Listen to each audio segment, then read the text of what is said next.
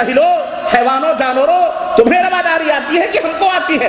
ہمارا اسلام تو ہمیں سب کے اوپر ایمان لانے کا حکم دیتا ہے، لیکن تو ایک جھوٹے دین کا ماننے والا حضرت عیسیٰ علیہ السلام کی طرف اپنی نسبت کر کے عیسائی یا یہود کہلانے والے ہمارے نبی کا مذاق اڑاتے ہو، ہمارے نبی کی توہین کرتے ہو، تمہیں شرم اور غیرت نہیں آتی؟ اس سے پتہ چلتا ہے تم نہ حضرت عیسیٰ کے ماننے والے ہو، نہ اللہ کے ماننے والے ہو، بلکہ تم سب کے دشمن ہو، پوری انسانیت کے دشمن ہو، تم روادار نہیں ہو۔ روادار اسلام ہے، روادار مسلمان ہیں، مسلمانوں کا دل کشادہ ہے، مسلمانوں کا سینہ کشادہ اور ان کا دل اور ان کا ظرف وسیع ہے۔ تم بڑے تنگ دل اور تھڑ دلے لوگ اور بدماش اور شرارتی لوگ ہو۔ وَإِذَا قِيلَ لَهُمْ لَا تُفْسِدُوا فِي الْأَرْضِ قَالُوا إِنَّمَا نَحْنُ مُصْلِحُونَ، جب کہا جاتا ہے فساد نہ کرو تو کہتے ہیں ہم فساد نہیں کرتے، ہم ہی سب سے بڑے اصلاح کے علمبردار، یہ اصلاح کریں گے جو دنیا کے اندر فساد پیدا کر رہے ہیں۔ میرے عزیزو، میرے دوستو، اللہ نے فرمایا یا ایھا الناس انا خلقناکم من ذکر و انثی وجعلناکم شعوبا وقبائل لتعارفوا، ساری انسانیت کو، اس میں ہندو بھی ہیں، بدھ بھی ہیں، جین بھی ہیں، بدھسٹ بھی ہیں، یہودی بھی ہیں، نصرانی بھی ہیں۔ ہمارا قرآن اعلان کرتا ہے کہ تم ایک ماں اور ایک باپ سے پیدا کیے گئے ہو، ایک ماں اور ایک باپ سے پیدا کیے گئے ہو۔ تمہیں مختلف خاندانوں، مختلف قبیلوں میں اس لیے تقسیم کیا گیا ہے تاکہ آپس میں محبت، آپس میں پریم، آپس میں بھائی چارگی پیدا کرے۔ ان میں مشرکوں کا بھی جواب ہے، بھائی بھائی تھالی میں کھانا نہیں کھا سکتا، ایک بھائی اپنے بھائی کے ساتھ مل کر کے کھانا نہیں کھا سکتا، میاں بیوی بیٹھ کر کے ایک تھالی میں کھانا نہیں کھا سکتے۔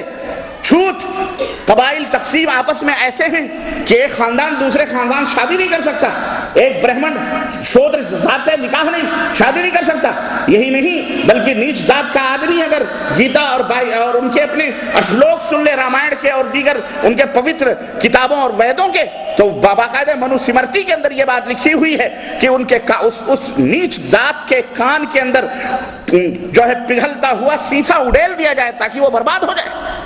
اگر وہ کوئی نیچ ذات کا آدمی جو انہوں نے بنایا ہے، چمار ہو یا شودر ہو، کوئی بھی ہو، اگر وہ کسی برہمن کی جگہ پر بیٹھ جائے تو اس کا پچھلا حصہ جو ہے یعنی اس کو کاٹ دیا جائے، نعوذ باللہ۔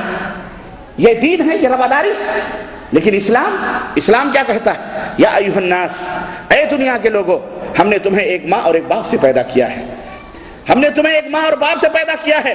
تم نے یہ قبیلے جو خاندان بنائے ہیں یہ صرف تعارف کے لیے ہیں، ایک دوسرے سے تعارف، پہچان ہو تاکہ خلط ملط نہ ہو، پہچان بنی رہے، شادی بیاہ کرو، رشتے ناطے کرو، میل جوڑ رکھو۔ اور سنو، تم میں شریف اور نیک اور بہترین آدمی وہی ہے جو اللہ سے سب سے زیادہ ڈرنے والا ہے، جس کے پاس تقوی اور پرہیزگاری ہے، وہی سب سے زیادہ اللہ سے قریب ہے۔ یہ رواداری ہے کہ نہیں ہے؟ بولو، اس سے بڑی رواداری کی کوئی مثال، کوئی دھرم، کوئی مذہب پیش کر سکتا ہے کہ پوری انسانیت کے اندر مساوات و برابری کا درس؟ ایک ہی صف میں کھڑے ہو گئے محمود و ایاز، نہ کوئی بندہ رہا نہ کوئی بندہ نواز، کچھ بھی نہیں۔ یہ اسلام ہے جو اپنے اندر یہ تمام سب قوتیں اور رکھتا ہے۔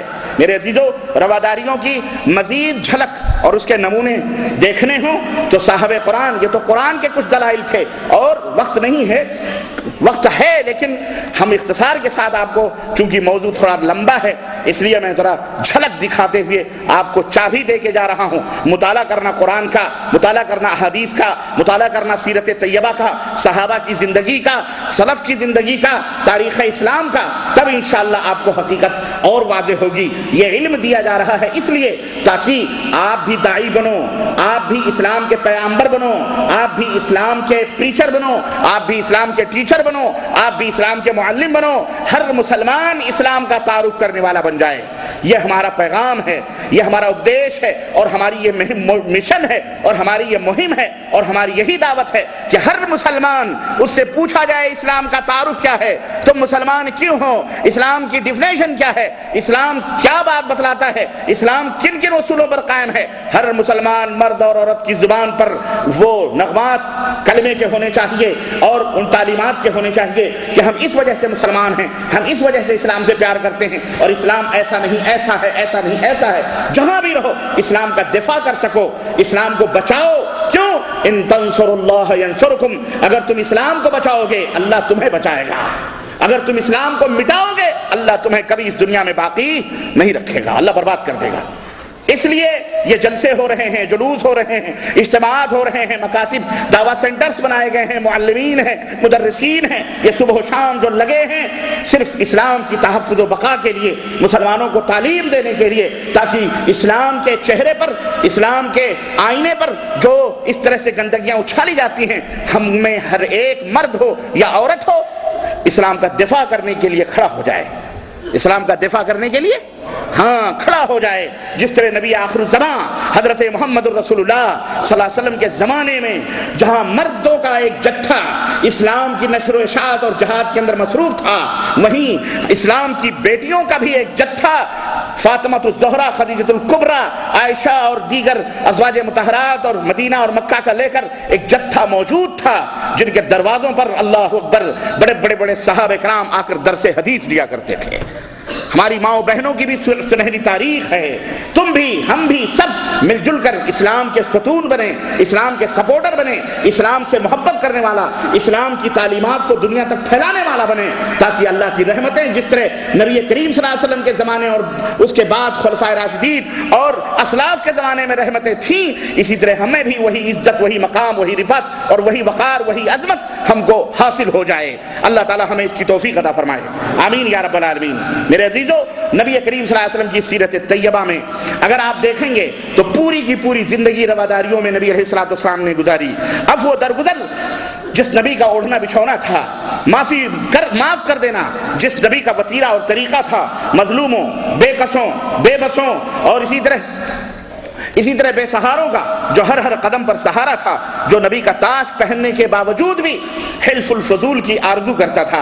حلف الفضول یہ وہ معاہدہ تھا، یہ جنیوا اور امریکہ کا معاہدہ نہیں، یہ مشرکین مکہ کا وہ معاہدہ تھا جو مظلوموں کی مدد کے لیے تمام قبیلے ایک گھر میں جمع ہو کر کے انہوں نے معاہدہ کیا تھا کہ اگر کسی مظلوم کی کوئی ظلم کرے گا یا ہمارے خلاف یا کسی مظلوم کے خلاف کوئی ظالم آ کر کے اگر ان کے اوپر ظلم کرے گا تو ہم سب مل کر کے اس کا دفاع کریں گے۔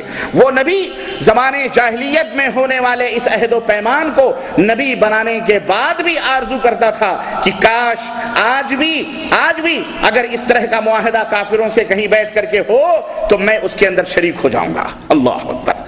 وہ امن کا پیغامبر، وہ امن کا داعی، وہ امن و سکون کا رؤوف الرحیم، آج اس کے بارے میں یہ حیوانات کی پوجا اور پرستش یا پتھروں کو کا اسٹیچو بنا کر پوجنے والے آج اس نبی کو موجودہ یہ درندہ صفت لوگ جن کے دامن خود انسانیت کے خون سے داغدار ہیں اور جو اللہ کے غدار ہیں، وہ اس عظیم رؤوف الرحیم نبی کی شان میں گستاخی کرتے ہوئے یہ کہتے ہیں کہ محمد خونخوار تھے۔ استغفر اللہ۔ محمد نے تلواروں کے ذریعے سے اپنے دین کو پھیلایا۔ استغفر اللہ۔ محمد غیر جانبدار تھے، محمد غیر روادار تھے۔ ان کو کہتے ہوئے یہ حیا اور شرم بھی نہیں آتی ہے۔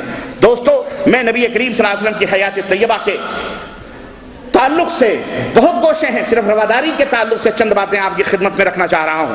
یاد کرو صلح حدیبیہ کو وہ واقعہ کہ نبی علیہ الصلوۃ والسلام تقریباً 14 یا 1500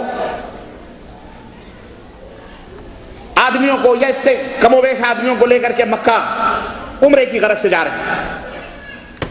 صلح حدیبیہ راستے میں کفار مکہ نے روکا اور کہا کہ ہم آپ کو اس سال مکے میں داخل نہیں ہونے دیں گے۔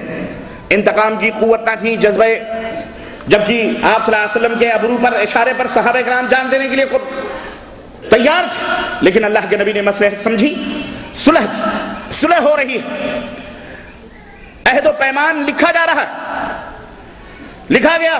اللہ کے نبی نے فرمایا حضرت علی سے لکھو کہ من محمد رسول اللہ، محمد الرسول اللہ کی طرف سے یہ عہد و پیمان لکھا جا رہا ہے۔ ادھر سے جو عہد و پیمان لکھنے والا آیا تھا کافر، اس نے کہا کہ اگر ہم آپ کو رسول اللہ مانتے تو پھر جھگڑا کس بات کا ہے؟ ہم آپ کو تو رسول اللہ ہی نہیں مانتے، اس لیے یہ جو من محمد رسول اللہ، یہ رسول اللہ ہے، اس کو مٹاؤ، اس کو کاٹو، ہم آپ کو رسول نہیں مانتے۔ رسول کہیں انسان ہوتا ہے؟ رسول اور وہ بھی بشر، ایسا کیسے ہو سکتا ہے؟ اس لیے اس کو کاٹو۔ حضرت علی سے نبی علیہ السلام نے فرمایا کاٹ دو اس کو۔ اللہ اکبر۔ کہیں محبتیں بھی عجیب و غریب جلوہ دکھاتی ہیں۔ فرما برداری محبتوں میں کبھی کبھی شوخیاں بھی آتی ہیں جہاں اطاعت و فرما برداری کا حجاب ختم ہو جاتا ہے۔ حضرت علی بن ابی طالب کہتے ہیں اللہ کے نبی جن ہاتھوں نے آپ کا اس میں گرامی لکھا ہے ان ہاتھوں کو یہ تاب نہیں ہے کہ ان لکھی ہوئی تحریروں کو اپنے ہاتھوں سے مٹا سکیں۔ ارے میں نے دل تو دل ہے، دماغ تو دماغ ہے، ہم نے اپنے ہاتھوں سے جو کاغذ پر کرتاس پر لکھا ہے ہم اسے بھی مٹانے کے لیے تیار نہیں ہیں۔ آپ رسول اللہ ہیں، ہم نہیں مٹائیں گے۔ دیکھیں انکار کر دیا، کہا نہیں اس میں ہم نہیں مانیں گے اس کو۔ اللہ کے نبی صلی اللہ علیہ وسلم نے حضرت علی سے کہا نہیں تم نہیں مٹاؤ گے، مجھے بتاؤ، چونکہ آپ امی تھے، پڑھنا لکھنا نہیں جانتے تھے۔ آپ نے فرمایا وہ لفظ کہاں ہے رسول اللہ کا، مٹاؤ بتاؤ۔ حضرت علی نے انگلی رکھی، کہا یہ رسول اللہ لکھا ہے۔ اللہ کے نبی نے قلم لیا، اس کو مٹا دیا، کہا ٹھیک ہے یہاں لکھو محمد بن عبداللہ، ٹھیک ہے۔ دیکھیں صلح ہو رہی ہے۔ چاہتے اللہ عز و جل کی قسم ہے ایک اشارے پر ان عہد و پیمان کرنے والے جو دو چار آئے تھے ٹکا بوٹی اڑ جاتی کہ نہیں اڑ جاتی، بولو۔ لیکن رواداری کا ایک سچا نمونہ دیکھیں آپ، اس نبی کے بارے میں یہ کہا جا رہا ہے کہ تلوار کے ذریعے اس نے اسلام کو پھیلایا ہے۔ ایک مثال ہو تو میں پیش کروں، سنو، اس کے باوجود بھی معاہدہ لکھا جا رہا ہے اس سال آپ یہیں سے واپس جائیں گے، حج نہیں کر سکتے، آئندہ سال آپ آئیں گے تو تیر اور تلوار بے نیام نہیں ہوں گے، نیام میں ہوں گے۔ سب سے سخت ترین معاہدہ جو صحابہ کرام کو شاخ گزرا جس پر، وہ یہ تھا کہ مکے کا اگر مدینے کا کوئی اگر آدمی بھاگ کر ہمارے پاس آئے گا پناہ لینے کے لیے، ہم اسے واپس مدینہ نہیں جانے دیں گے، لیکن مکے کا اگر کوئی آدمی بھاگ کر مدینہ آئے گا تو آپ کو اسے واپس کرنا پڑے گا۔ یہ کتنی بڑی ناانصافی کی بات ہے، چت بھی ان کی، پٹ بھی ان کی۔ نبی علیہ السلام نے کہا کوئی بات نہیں، اللہ اکبر۔ عمر بن خطاب جیسا غیور بہادر، اللہ اکبر، فوراً تلوار کے ہتھے پر ہاتھ لرز اٹھے اور جلال آ گیا، اور برجستہ اللہ کے نبی سے کہا کہ کیا آپ اللہ کے رسول نہیں ہیں؟ سیدھا کہا اے اللہ کے رسول کیا آپ اللہ کے رسول نہیں ہیں؟ اللہ اکبر۔ بغاوت کا خدشہ دیکھیں آپ، بغاوت کا خطرہ دیکھیں آپ۔ عمر بن خطاب زندگی بھر اپنے اس گستاخانہ کلمے پر شرمسار ہوتے رہے، اس کے لیے انہوں نے اللہ سے معافیاں مانگی، توبہ کی، روزے رکھے، نمازیں پڑھی کہ میں نے یہ جملہ کیسے کہہ دیا تھا۔ کہا کہ آپ اللہ کے رسول نہیں ہیں، اتنا گر کے آپ صلح کر رہے ہیں، اشارہ کریں، مکے کی اینٹ سے اینٹ بجا دی جائے گی۔ کیا سمجھتے ہیں یہ کتنا پاور اور کتنی طاقت ہے ان کے اندر؟ لیکن اللہ کے نبی نے فرمایا عمر میں اللہ کا رسول ہوں، میں اللہ کا رسول ہوں، اس میں کوئی شک نہیں۔ اطمینان بھی نہیں ہوا، دوڑے ابو بکر صدیق کے پاس گئے، کہا ابو بکر اتنا ذلت کے ساتھ صلح ہو رہی ہے کہ مکے کا کوئی آدمی بھاگ کر کے اگر مدینہ جائے تو واپس کرنا پڑے، اور مدینے کا کوئی آدمی مکہ جائے واپس نہ کرے، یہ کھلم کھلا دہشت گردی اور گنڈا گردی کیا ہے یہ؟ ہنستے ابو بکر سے کہنے لگے کیا ہمارے نبی رسول اللہ نہیں ہیں، اللہ کے بھیجے ہوئے پیغمبر نہیں ہیں؟ ابو بکر نے کہا عمر کیسی باتیں کر رہے ہو، یقیناً وہ اللہ کے رسول ہیں، وہ جو صلح کر رہے ہیں اس کے اندر بھی مصلحت ہے، اللہ کا وہی حکم ہوگا، کیونکہ ہمارا نبی اللہ کے حکم کے بغیر کوئی کام ہی نہیں کرتا ہے۔ اللہ اکبر۔ آپ رواداری کی یہ مثال دیکھ رہے ہیں، آپ آپس میں بغاوتیں لی جا رہی ہیں، لیکن عہد و پیمان کیا گیا خون خرابے سے بچنے کے لیے۔ اللہ کے رسول صلی اللہ علیہ وسلم نے عہد و پیمان کیا، اور جسٹ کچھ دنوں کے بعد حضرت ابو جندل جو ظلم و ستم کی چکیوں میں مکے کے اندر پس رہے تھے، ابو جندل پابجولہ ہو کر، ہاتھوں میں بیڑیاں پہن کر، بھاگ کر بکریاں چراتے چراتے، اونٹوں چراتے چھوڑ کر مدینے کی طرف پہنچے، جسم لہو لہان ہے، خون بہ رہا ہے، پابجولہ، ہاتھوں میں بیڑیاں، مدینے کے صحن مسجد میں اللہ کے رسول صلی اللہ علیہ وسلم کے پاس پہنچے، اور پیچھے پیچھے کفار بھی ان کو دوڑاتے ہوئے مدینہ پہنچ گئے۔ اللہ کے نبی صلی اللہ علیہ وسلم سے کہنے لگے یہ بھاگ کر کے مکے سے آیا ہے، ہمارا تمہارا عہد و پیمان ہے، اس کو واپس کیا جائے۔ حضرت ابو جندل کی آنکھوں میں آنسو، صحابہ کرام بیٹھے ہوئے، عمر بن خطاب، اجلے صحابہ سب بیٹھے ہوئے خاموش ہیں، گوش بر آواز ہیں۔ اللہ کے نبی صلی اللہ علیہ وسلم نے دیکھا، کہا ابو جندل جو ہم نے معاہدہ کیا ہے جان کے آخری لمحے تک، سانس کے آخری لمحے تک اس معاہدے کی خلاف ورزی محمد نہیں کر سکتا۔